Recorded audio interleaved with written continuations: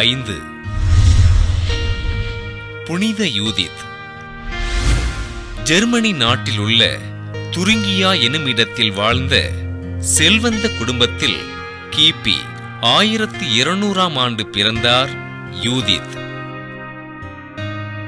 இறைபக்தியில் சிறந்திருந்த இவர் ஹங்கேரி எலிசபெத்தின் வாழ்க்கை வரலாற்றை படித்து அவரை தன் வாழ்வின் முன்மாதிரியாக எடுத்துக்கொண்டார்.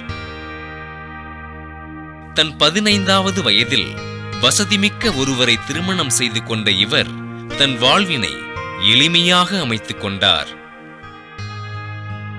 இறைபக்தி நிறைந்த தன் கணவர் புனித நாடுகளுக்கு திருப்பயணம் செல்கையில் இறந்து போக யூதித் பிரேசியா சென்று புனித பிரான்சிஸ்கன் 3ஆம் சபையினில் துறவறம் பூண்டார்.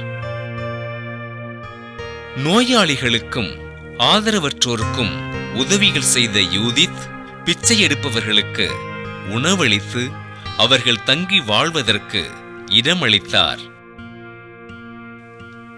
ஜெபத்திலும் தியானத்திலும் சிறந்திருந்த இவருக்கு ஆண்டவர் இயேசு காட்சி அளித்து தன்னை பின்பற்றி வா என்று அழைக்க ஆண்டவரின் அழைப்பின்படி தன் பணிகளை மேற்கொண்டார். உடல் ஊனமுற்றோரையும் தொழுநோயாளிகளையும் அன்போடு அரவணைத்து உதவிகள் செய்த யூதித் கிபி 1260ஆம் ஆண்டு மே 12ஆம் நாள் இறைப்பதம் சேர்ந்தார்.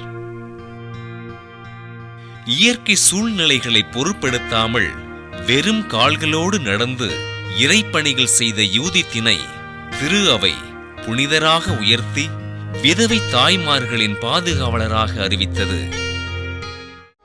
புனித யூதித் திருவிழாவினை கொண்டாடுகின்ற நாம் தொழுநோயினால் துன்புறுகிற மக்களின் நோய் நீங்கவும் அவர்களின் குடும்பங்களை இறைவன் ஆசீர்வதிக்கவும் ஜெபிப்போம்.